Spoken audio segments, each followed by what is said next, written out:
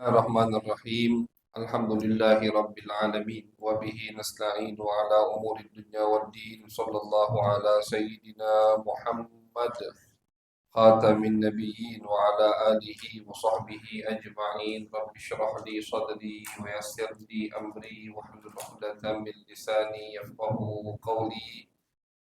سبحانك لا علم لنا إلا ما علمتنا إنك أنت العليم الحكيم. أما بعد، وبالسند المتصل إلى المؤلف رحمه الله الإمام النووي في كتابه الأربعين النووية عن ابن عباس رضي الله عنهما أن رسول الله صلى الله عليه وسلم قال: Inna Allaha tajawaza li an ummati al-khata'a wan nisyan wa mastukrihu alaihi. Hadithun hasanun rawahu Ibnu Majah wal Baihaqiyyu wa ghairuhuma. Alhamdulillah, puji syukur kehadiran Allah Subhanahu wa taala. Salawat dan salam kita haturkan kepada baginda besar Nabi Agung Nabi besar Muhammad sallallahu alaihi wasallam. Ma'asyiral hadirin wal hadirat, alhamdulillah di malam hari yang insyaallah diberkahi oleh Allah, kita masih diberikan oleh Allah kesempatan untuk duduk bersama guna melanjutkan kajian kita daripada pembacaan hadis-hadis baginda Nabi besar Muhammad sallallahu alaihi wasallam. Mudah-mudahan rutinan ini diberkahi, diterima oleh Allah Subhanahu wa taala dan menjadikan penyebab agar kita menjadi hamba-hamba yang diridhai oleh Allah, diridhai oleh baginda Nabi besar Muhammad sallallahu alaihi wasallam. Amin amin ya rabbal alamin. Ma'asyiral hadirin wal hadirat, malam hari ini kita berada di hadis ke-39 dari 40 hadis yang dikumpulkan oleh Al-Imam An-Nawawi. Alhamdulillah, dari hadis pertama sudah kita dengarkan, ini hadis yang ke-39. Nanti insya Allah 2 minggu lagi hadis 40 hataman kita satu kitab. Alhamdulillah. Ini satu karunia, nikmat yang luar biasa dari Allah Subhanahu wa taala ketika kita bisa mengkaji daripada hadis-hadis baginda Nabi Muhammad sallallahu alaihi wasallam. Dengarkan hadis Nabi itu nikmat. Dengarkan hadis Nabi ini nikmat. Ulama hadis mengatakan kalau kalian tidak bisa hidup sezaman dengan Nabi Muhammad sallallahu alaihi wasallam karena itu pilihan dari Allah, takdir dari Allah, maka kalian bisa istilahnya membayar apa yang ketinggalan dengan apa? Dengan membaca terus-menerus hadis baginda Nabi Muhammad SAW. Orang yang terus mendengarkan hadis Nabi seakan-akan dia hidup bersama Nabi Muhammad. Yang mendengarkan hadis Nabi Muhammad seakan-akan dia hidup dengan Nabi Muhammad. Dan hadis Nabi ini seperti yang kita sampaikan termasuk bahkan fondasi Islam yang terpenting, terkuat setelah Al-Quranul Karim, yaitu adalah hadis Nabi Muhammad. Ulama mengatakan Al-Quran sangat membutuhkan hadis Nabi Muhammad, melebihi butuhnya hadis kepada Al-Quran. Bagaimana? Kok Al-Quran lebih butuh ke hadis Nabi daripada hadis butuh ke Al-Quran? Kata ulama, karena memang Al-Quran Allah turunkan banyak di situ ayat-ayat yang sifatnya global dan Allah preteli dan Allah sebutkan secara detail. Contoh, wa aqimus sholat, dirikan sholat. Udah. Takbir itu wajib, rukunnya apa saja sampai salam itu semua hadis Nabi Muhammad sallallahu alaihi wasallam. Dari situ ulama mengatakan bahwasannya Al-Quran sangat membutuhkan hadis Nabi, melebihi hadis Nabi butuh kepada Al-Quran. Karena memang tugas Nabi Muhammad SAW adalah menerangkan, menjelaskan apa yang ada di dalam Al-Quranul Karim. Jadi kata ulama hadis, ketika kita baca hadis Nabi sama saja kita sedang mendengarkan atau membaca, mempelajari tafsir Al-Quranul Karim. Karena semua hadis Nabi fungsinya adalah untuk menjelaskan apa yang ada di dalam Al-Quranul Karim. Nah, jadi satu nikmat dari Allah ketika kita bisa duduk mendengarkan daripada hadis-hadis baginda Nabi Muhammad SAW. Apalagi hadis yang kita dengar, hadis-hadis yang sahih, hadis yang hasan, artinya hadis yang makbul, diterima, bisa kita yakini, bisa kita pastikan nisbatnya nyambung kepada baginda Nabi besar Muhammad sallallahu alaihi wasallam. Imam Nawawi tidak memilih sembarangan hadis. Ketika beliau ingin mengumpulkan 40 hadis, beliau kumpulkan hadis-hadis yang kuat, hadis-hadis yang makbul, diterima, bisa dipastikan 100% nisbatnya kepada baginda Nabi besar Muhammad sallallahu alaihi wasallam. Nikmat yang besar dari Allah.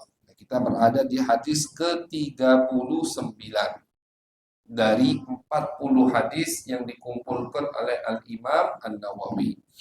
Hadis ke-39 diriwayatkan oleh sahabat Nabi Abdullah bin Abbas radhiyallahu taala anhuma, sahabat dan sepupu Nabi besar Muhammad sallallahu alaihi wasallam. Anna Rasulullah sallallahu alaihi wasallam qaal, kata beliau Nabi bersabda, innallaha tajawaza li an ummati al-khata'a wan nisyan.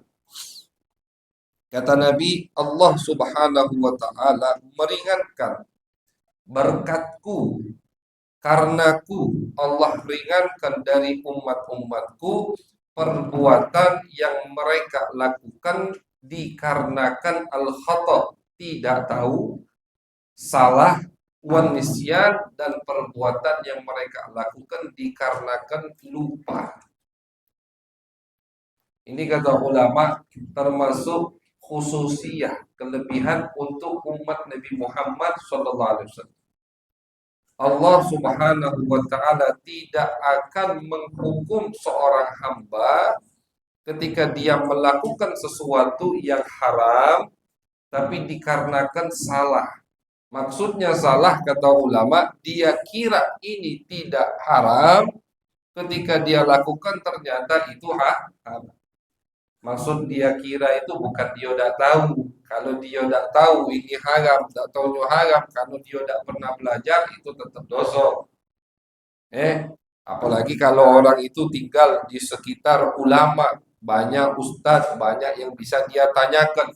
Dia lakukan satu transaksi, dia makan satu makanan, tidak taunya haram, tidak taunya riba, itu tetap kena dosa. Kenapa? Karena salahnya kenapa tidak bertanya sebelum melakukan hal tersebut.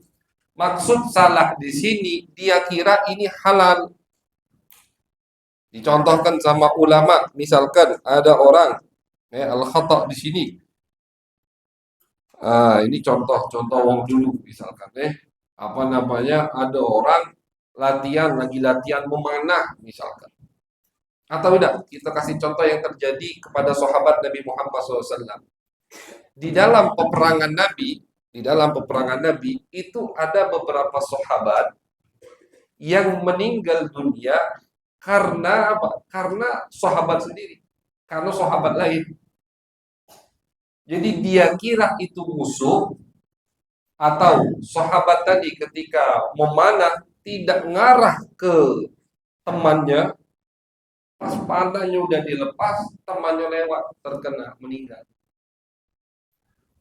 Ini contoh dari salah. Jadi niat memanahnya, niat membunuhnya, ingin membunuh orang kafir. Yang nak dipanah orang kafir.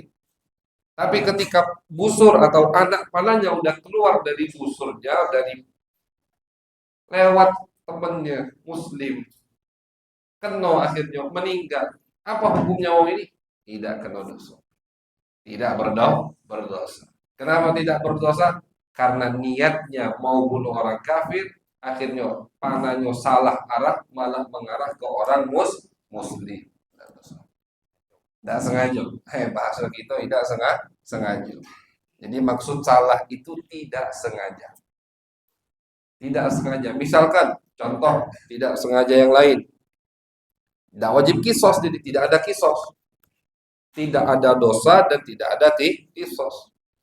Ada orang misalkan latihan nembak, di tempat yang memang di situ sudah diamankan, tidak boleh ada yang lewat. Tidak taunya ada yang lewat, terkena peluru sampai meninggal. Apakah ini orang yang nembak? Ya kan dia pembunuh, dia yang ngebunuh, wajib dikisos. Tidak ada hukum kisos, tidak boleh dia dibunuh lagi. Karena dia tidak salah. Dia tidak salah. Dia tidak niat untuk membunuh saudaranya. Tapi karena saudaranya lewat di situ tempat dia latihan, tidak tahunya terkena peluru, akhirnya meninggal, maka dia tidak kena dosa dan tidak wajib kisos, tidak boleh dikisos. Ini termasuk keringanan yang Allah berikan untuk umat Nabi Muhammad Sallallahu Alaihi Wasallam. Umat dulu sebelum kita tidak ada keringanan seperti itu. Tidak boleh ngebunuh. Tidak taunya mereka membunuh, baik membunuh tadi sengaja atau tidak sengaja, hukum pembunuhan harus diterapkan kepadanya. Beda dengan kita umat Nabi Muhammad Sallallahu Alaihi Wasallam. Nah itu kata Nabi. Pertama itu. Jadi kalau kita melakukan sesuatu yang diharamkan oleh Allah tanpa disengaja, maka itu tidak jadi perbuatan yang haram. Contoh yang lain. Cuman ini contoh agak lucu kata ulama. Misalkan ada orang salah masuk kamar, dia kira itu Kamal bini, tidak taunya salah masuk.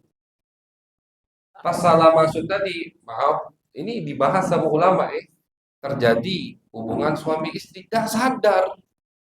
Dia kira itu istrinya terjadi. Dan tahunya udah selesai, baru sadar, bukan bini. Apakah tadi itu dihitung perbuatan zina? Tidak. Untung juga caknya tidak. Untung juga tidak. Soalnya kaitan hukumnya banyak habis itu. Jadi tidak dikatakan zina.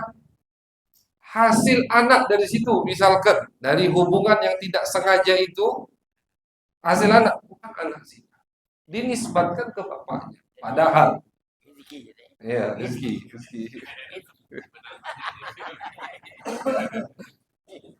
Carilah makanya.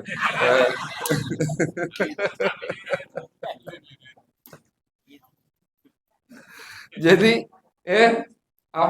tidak dikatakan itu perbuatan zina. Dan anak yang dihasilkan dari hubungan tersebut tidak dikatakan anak zina. Artinya nisbatnya ke bapaknya, ke laki itu. Beda dengan zina. Kalau ada laki-laki berzina dengan perempuan, hubungan bukan kepada istrinya, tahu sengaja zina maksudnya, lahir anak, anaknya itu tidak dinisbatkan kepada dirinya. Namanya anak zina. Anak zina itu tidak ada bin. Anak zina dak kate bin. Makanya hati-hati. Binnya kemana? Binnya ke ibunya. Binnya ke ibunya, tidak ke bapaknya. Tidak ada bapak dia. Karena perbuatan zina akhirnya dianggap tidak terhormat, jadi tidak dinisbatkan kepada bapaknya. Beda dengan tadi. Tidak disengaja. Ini termasuk khususiyah kelebihan untuk umat Nabi Muhammad Sallallahu Alaihi Wasallam. Jadi perbuatan yang diharamkan, dia kira itu halal. Maksud dia kira itu halal, dia yakinnya itu halal. Tadi dia kira istrinya halal kan, bukan dia kira dia udah tahu hukumnya. Lain kalau orang melakukan transaksi sesuatu yang dia tidak tahu hukumnya, ternyata itu haram, maka tetap berdosa. Tetap dosa. Dosanya di mana? Dosanya kenapa dia melakukan itu sebelum tahu hukumnya apa? Tidak belajar. Makanya hukum, misalkan ada orang yang belum mau atau belum mau berdagang, belum wajib dia belajar ilmu berdagang, hukum berdagang. Ketika dia mau berdagang jual beli, wajib dia untuk mempelajari hukum berdagang. Menurut agama Islam, mana yang sah, mana yang tidak sah. Tapi dia tidak ada berdagang, tidak wajib. Orang belum menikah, tidak wajib mempelajari ilmu menikah. Berkaitan dengan talak, berkaitan dengan nafkah. Tapi ketika dia mau menikah, baru wajib, fardu ain. Dia belajar apa yang terkait hukum menikah. Minimal Kalau tidak tahu, jangan dia lakukan sampai bertanya kepada yang paham. Nah, jadi maksud yang dimaksud oleh Nabi Muhammad SAW, Allah ringankan, Allah tidak anggap dosa yang dilakukan oleh umatku karena tidak sengaja itu tadi.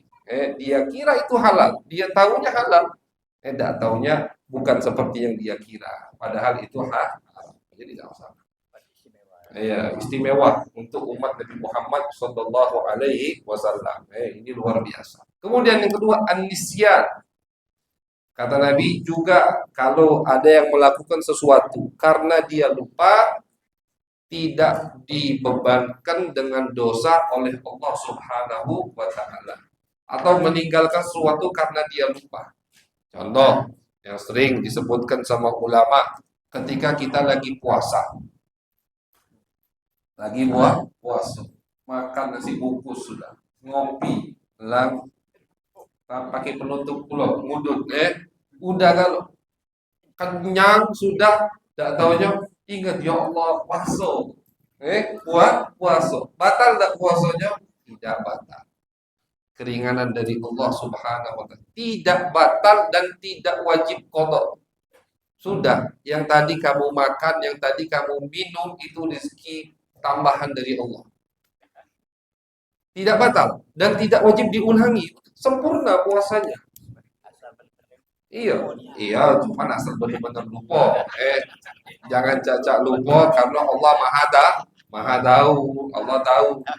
Dan baca diakal-akali Allah Subhanahu wa Ta'ala. Dan ini kata ulama, hukum lupa makan ini hanya di puasa. Kalau sholat kan tidak boleh makan juga. Tapi ada orang misalkan sholat lupa, dia itu keterlaluan. Karena sholat kan ada gerak-gerik yang selalu mengingatkan kita dalam ibadah sholat. Nah, kalau puasa kan tidak.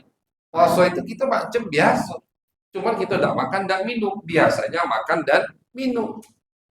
Tidak tahunya tidak makan, tidak minum. Lupa dia. Bahkan kata ulama termasuk adab. Kalau kita melihat orang yang lupa makan minum tadi, dia sudah makan, sudah minum, jangan diingatkan. Tapi kawannya tidak terima biasanya diingatkan ya lumayan dia makan. Iya.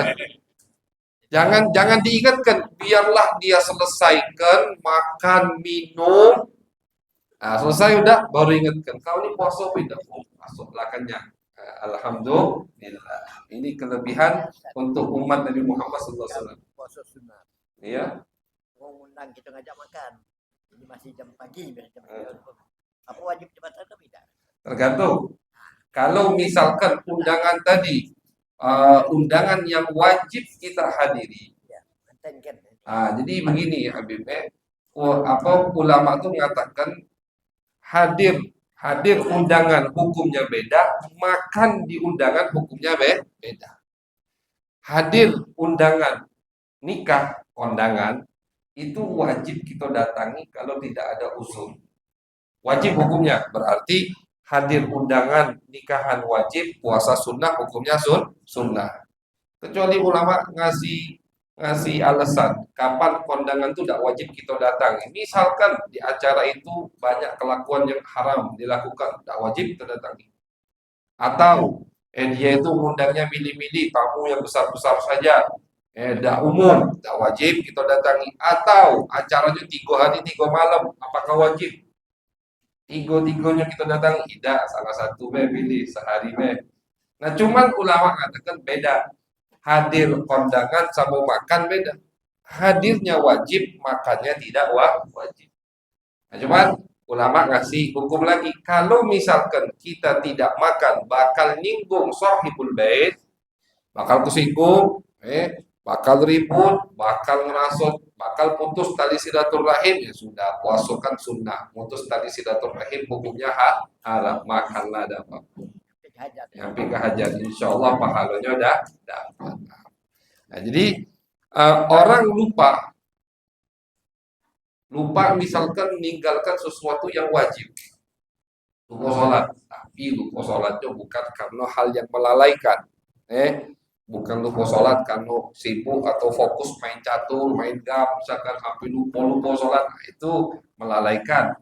Lupa sholat karena hal yang baik, yang bermanfaat. Misalkan dia lagi sibuk ngurusi kedua orang tuanya, lagi sibuk nganter wong pun sampai lupa sholat. Bakti sama orang tua wajib.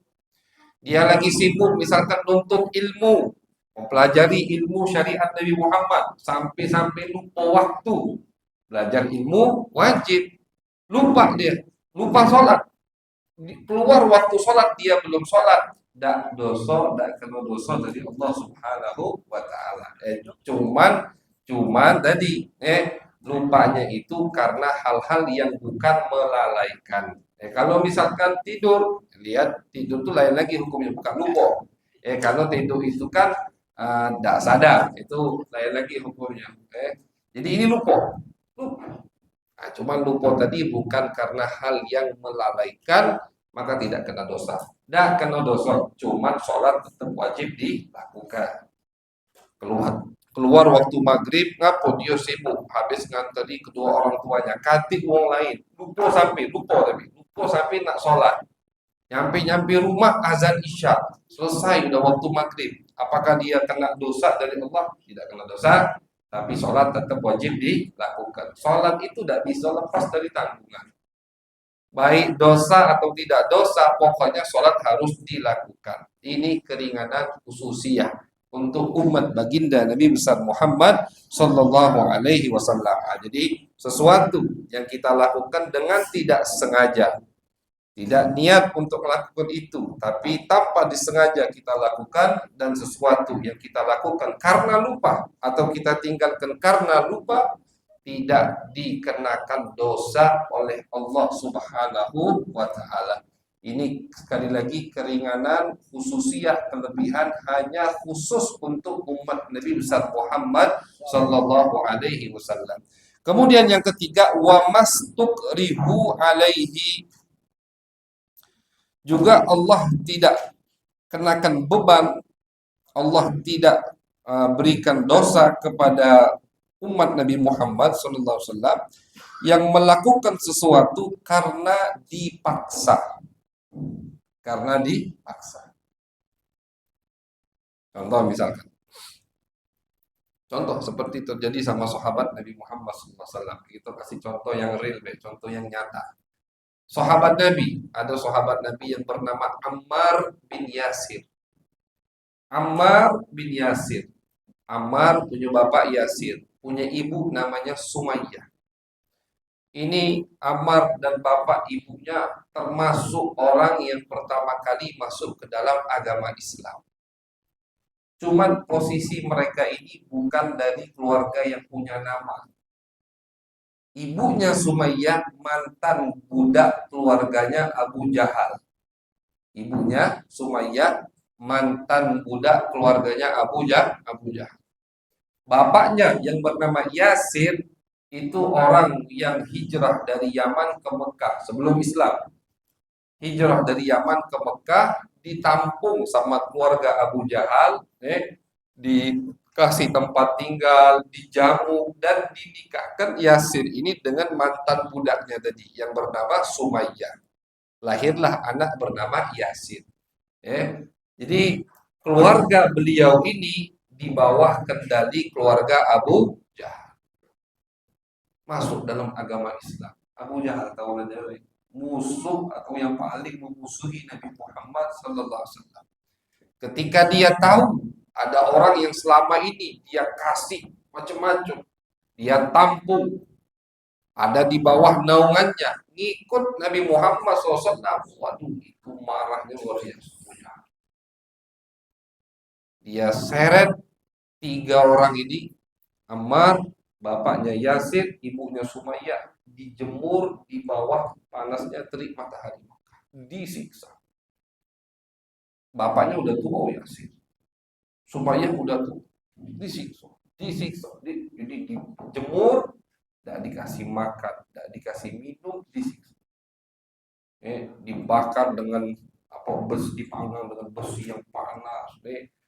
Biar apa? Hanya untuk mengucapkan kalimat murtad. Kata Abu Jahal, aku tidak minta banyak sama kalian. Ucapkan, akui Muhammad itu pembohong, dan puji Tuhan kami Allat wal Uzza, berhala-berhala kami. Itu. Ucapkan Muhammad pembohong, dan puji berhala-berhala kami. Ini walaupun tua-tua, tapi imannya kuat. Yasir bapaknya, Yasir dan ibunya yang bernama Sumayyah tidak mau mengucapkan kalimat yang membuat Abu Jahal senang. Tetap kekeh dengan imannya. Sampailah akhirnya Sumayyah dibunuh oleh Abu Jahal. Ditusuk oleh Abu Jahal. Dadanya ditusuk sampai meninggal. Sudah disiksa, dijemput berhari-hari. Nabi tidak bisa apa-apa. Nabi sedih. Nabi lewat. Kata Nabi, sabran ya ala Yasir, fa inna maw'idakum al-jannah. Sabar, kata Nabi, wahai keluarga Yasir, sesungguhnya tempat kalian adalah surga. Tempat kamu surga, kata Nabi. Nabi tidak bisa apa-apa. Mau dibeli, ini bukan budak. Orang merdeka. Orang merdeka. Kalau seperti Bilal, ya kan? Bilal kan disiksa juga, dijemur, ditimpa dengan batu besar. Tapi budak statusnya bisa dibeli oleh Sayyidina Abu Bakar. Sayyidina Abu Bakar itu belasan beli budak yang masuk Islam waktu masih di Mekah. Kalau budak bisa dibeli, habis beli sama beliau dimerdekakan. Nah ini keluarga, satu keluarga ini bukan budak, statusnya orang merdeka. Jadi Nabi bisa apa? Seperti Nabi. Sampai Yasir meninggal, Sumayyah meninggal. Karena meninggal itu karena sadisnya siksaan Abu Jahal. Siksaan Abu Jahal. Ammar anaknya kalau masih muda belum meninggal, masih bertahan, tapi orang yang lagi disiksa, terus bapak ibunya meninggal depan mata kepalanya, mentalnya kan itu udah down, tak kuat sudah, fisiknya udah tak kuat, mentalnya juga udah kuat. Akhirnya kata Abu Jahal, paksa lagi sama Abu Jahal, ayo Ammar, satu kalimat saja, aku bebaskan kamu. Ucapkan Muhammad itu pembohong. Kalau dia udah kuat lagi sudah, akhirnya terucap dari mulutnya. Terucap dari mulutnya yang diinginkan, kata-kata yang diinginkan oleh Abu Jahal. Langsung dilepas oleh Abu Jahal. Senang Abu Jahal, bangkot aku berhasil. Tinggal kamu. Ini jadi gengsi-gengsian. Gengsi-gengsian untuk memaksa kembali murtad pengikut yang ngikut Nabi Muhammad. Jadi pengikut Abu Jahal, ada yang murtad, wah ini harus balik, ada yang masuk Islam, harus murtad, harus kembali ke kita, gengsi. Jadi ketika Ammar, pemuda tadi, yang habis melihat bapak dan ibunya meninggal dunia, yang mengucapkan kalimat yang dia inginkan, oh senang Abu Jahal, dilepas, sudah tidak diurusi lagi, dilepas. Ammar nangis-nangis lari datang menghadap Nabi Muhammad SAW. Nangis. Kata Ammar, ya Rasulullah, celaka. Nangis dengan badan yang masih gosong istilahnya. Celaka aku. Ada apa, kata Nabi? Ya Rasulullah, aku mengucapkan kalimat-kalimat yang menjelekkan. Kata Nabi, kaifa tajidu qalbak? Bagaimana kau dapati hatimu, wahai Ammar? Qala mutmainnun bil iman. Hatiku tetap, ya Rasulullah, masih mantap dalam keimanan. Kalau begitu, kata Nabi, kalau misalkan Abu Jahal maksa lagi untuk kau ucapkan kalimat itu, ucapkan lagi. Tidak apa-apa, kata Nabi Muhammad. Selagi hatimu masih mutmainnun bil iman, mantap dalam keimanan, misalkan fa'in ada fa'ud, kata Nabi. Kalau Abu Jahal ngikat kau lagi, nyiksa kau lagi untuk kau mengucapkan kalimat-kalimat yang barusan kau ucapkan, kalimat itu murtad kalau diucapkan oleh orang muslim mukmin biasa. Yang ngatain Nabi pembohong kan murtad maksud. Kalau dia maksa lagi, ucapkan lagi kata Nabi. Selagi hatimu mantap dalam keimanan. Turunlah ayat yang membela Ammar bin Yasir. Allah dari langit turunkan ayat. Kata Allah, orang yang murtad dosanya besar, udah masuk ke dalam agama Islam keluar, itu dosa paling besar. Kecuali kata Allah, orang yang mengucapkan kalimat-kalimat murtad, walakin qalbuhu mutmainnun bil iman, tapi hatinya mantap dalam keadaan iman, itu tidak dianggap murtad. Kenapa? Ini kelebihan ketiga, karena dia dipaksa untuk mengucapkan kalimat murtad, dan paksaannya ini memang harus kalau jadi bayarannya itu kalau tidak melakukan apa yang dipaksa nyawa, kan begitu. Jadi ulama juga ya harus dijingok juga. Yang makso ini memang bisa melakukan apa yang diwancam. Ya, kalau kita lah besar, yang makso tidak kecil. Atau anak, bapak dipaksa sama anak, kan bapak punya kuasa atas anaknya. Yang maksa ini memang kita yakin, kalau aku tidak melakukan apa yang dia inginkan, ancamannya bakal dilakukan. Seperti Abu Jahal. Abu Jahal punya semua. Kekuatan dia punya, harta dia punya, Ammar tidak punya apa-apa pada saat itu. Jadi kalau Abu Jahal ngancam, kalau tidak mengucapkan kalimat itu, kau aku bunuh, ancaman itu bakal dilakukannya. Kejinian Abu Jahal. Nah, di situ orang yang seperti itu boleh melakukan apa saja.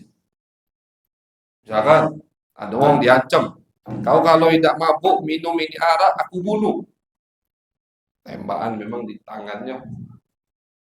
Dan kita yakin ini istilahnya penjahat, kriminal.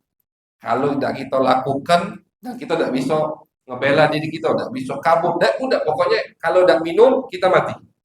Maka di situ dalam syariat Islam tidak apa-apa kita minum yang diharamkan. Tidak apa-apa. Ini macam hadis hanya khusus untuk umat Nabi Muhammad SAW. Untuk umat terdahulu tidak ada. Tidak ada. Dipaksa untuk murtad, tidak boleh tetap murtad. Taruhannya nyawa, biarlah nyawa yang melayang. Syahid fisabilillah. Tapi umat Nabi Muhammad tidak. Allah kasih keringanan. Ustukrihu, kata Nabi, dipaksa untuk melakukan hal-hal yang diharamkan oleh Allah. Tapi tadi tentunya ada catatan-catatannya. Dipaksa tadi yang memaksa memang orang yang punya power, punya kekuatan. Intinya kita yakin kalau tidak kita lakukan apa yang dia paksa, ancamannya bakal dia lakukan. Nah, di situ kita boleh melakukan apa yang dia paksa. Apa yang kita lakukan tidak dianggap sama syariat. Misalkan yang kita lakukan sesuatu yang haram, tidak dianggap haram. Boleh. Atau misalkan ini di bab nikah, di bab talak ulama bahas. Dia dipaksa untuk mencerai istrinya. Kalau kamu tidak mencerai istrimu, aku bunuh. Tadi yang ngancam pasti melakukan. Dia nak mengucapkan cerai berapa kali pun tidak jatuh cerai. Tidak jatuh talak. Tapi dengan catatan memang dia tidak menginginkan untuk menceraikan istrinya. Kalau dia sekalian aku lah pegel sama bini aku. Misalkan sekalian dicerai, berarti ada unsur apa? Ada ikhtiar di situ. Ada emang kemauan diri sendiri. Ada niat jatuh di situ. Tapi misalkan mabuk, aku pengen yang penasaran sama minuman ini. Apalah rasanya? Kebetulan dipaksa minum. Nah, itu Allah tahu dengan niat. Tapi kalau murni karena paksaan, kita melakukan hal-hal yang diharapkan oleh Allah, tidak apa-apa kita lakukan, tidak dianggap dosa, tidak dianggap haram oleh Allah Subhanahu wa Ta'ala. Ini khususiyah untuk umat Nabi besar Muhammad Sallallahu Alaihi Wasallam. Jadi kata Nabi, Allah ringankan, Allah angkat untuk umatku beban-beban. Salah satunya adalah sesuatu yang dilakukan oleh umatku karena salah atau tidak sengaja, dan dilakukan karena lupa, dilakukan karena terpaksa, maka tidak kena dosa dari Allah Subhanahu wa Ta'ala. Tidak kena dosa. Keringanan untuk umat Nabi Muhammad Sallallahu Alaihi Wasallam. Beda dengan umat sebelum Nabi Muhammad. Mereka dipaksa untuk murtad. Murtad betulan, walaupun terpaksa tidak boleh. Tetap harus dalam agama mereka, walaupun ancamannya mau dibunuh. Jadi memang banyak sekali keringanan yang Allah berikan untuk kita umat Nabi Muhammad. Abu Ya Sayyid Muhammad Alawi Al-Maliki, beliau punya kitab yang berjudul Khasaisul Ummatil Muhammadiyah, keringanan-keringanan untuk umat Nabi Muhammad. Salah satunya yang beliau sebut ini, termasuk keringanan yang Allah ringankan untuk kita, 3 hal ini. Tidak ada selain daripada umat Nabi besar Muhammad sallallahu alaihi wasallam. Nah, jadi semua yang dilakukan kalau itu karena tidak sengaja atau lupa atau terpaksa, selagi betul hal tersebut dikarenakan 3 sebab yang tadi disebutkan, maka tidak dianggap oleh syariat. Tapi kita tidak bisa main-main, tidak bisa kita akal-akalan, karena Allah Subhanahu wa Ta'ala Maha mengetahui apa yang kita niatkan, apa yang kita inginkan, apa yang kita tadbirkan, itu diketahui semuanya oleh Allah Subhanahu wa Ta'ala. Jadi istilahnya tidak usah main-main sama Allah. Mungkin kita lolos, tidak berhasil lolos dari mata manusia, tapi dari mata Allah, dari pandangan Allah, dari hukum Allah, kita tidak bisa lolos. Jadi kalau memang terjadi pada kita 3 hal ini, alhamdulillah ada keringanan dari Allah untuk umat baginda Nabi besar Muhammad sallallahu alaihi wasallam. Dan dalam hadis ini Nabi sebutkan li, karena aku, kata Nabi. Jadi kita ini mendapatkan keringanan karena Nabi Muhammad sallallahu alaihi wasallam. Makanya Imam Al-Busiri dalam qasidah burda beliau mengatakan, lamma ja'allahu da'ina li ta'atihi bi akramir rusli kunna akramal umami. Kata Al-Imam Al-Busiri, karena kita memiliki utusan yang sangat mulia, yaitu Nabi besar Muhammad sallallahu alaihi wasallam, kita menjadi umat yang termulia. Karena Nabi, hadirin, kita umat paling terakhir istilahnya. Umat paling terakhir. Kemudian amal ibadah kita tidak sebanyak umat-umat terdahulu. Umur kita tidak sepanjang umat-umat terdahulu. Tapi kata Nabi, nahnu al-akhirun wal awwalun. Kita ini, kata Nabi, orang yang terakhir, umat yang terakhir Allah keluarkan di muka bumi ini, tapi kita akan menjadi umat yang pertama masuk surganya Allah.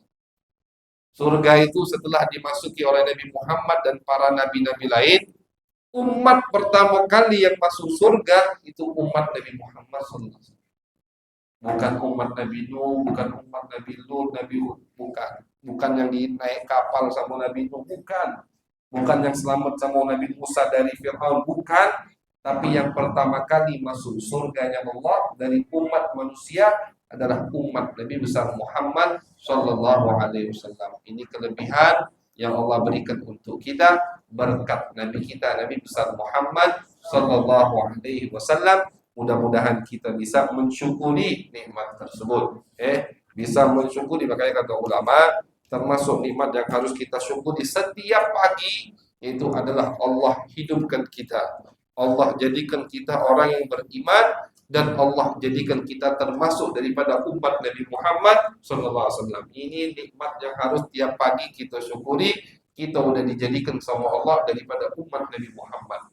Tanpa usaha, tanpa ikhtiar, tanpa keinginan dari kita, mutlak memang itu pilihan dari Allah. Kita dijadikan umat yang beriman kepada Nabi Muhammad SAW. Maka mudah-mudahan kita bisa mensyukuri nikmat-nikmat tersebut. Dan aktivitas setiap pekannya dari kajian ilmu seperti ini, insya Allah termasuk daripada tanda kita mensyukuri nikmat tersebut. Termasuk insya Allah tanda kita mensyukuri nikmat Allah telah dijadikan umat Nabi Muhammad, sehingga kita mengkaji daripada hadis-hadis baginda Nabi Muhammad, mengkaji perjalanan hidup Nabi Muhammad sallallahu alaihi wasallam. Amin ya rabbal alamin. Allahumma aghnina bil ilm وزينا بالحلم وأكرمنا بالتقوى وجملنا بالعافية.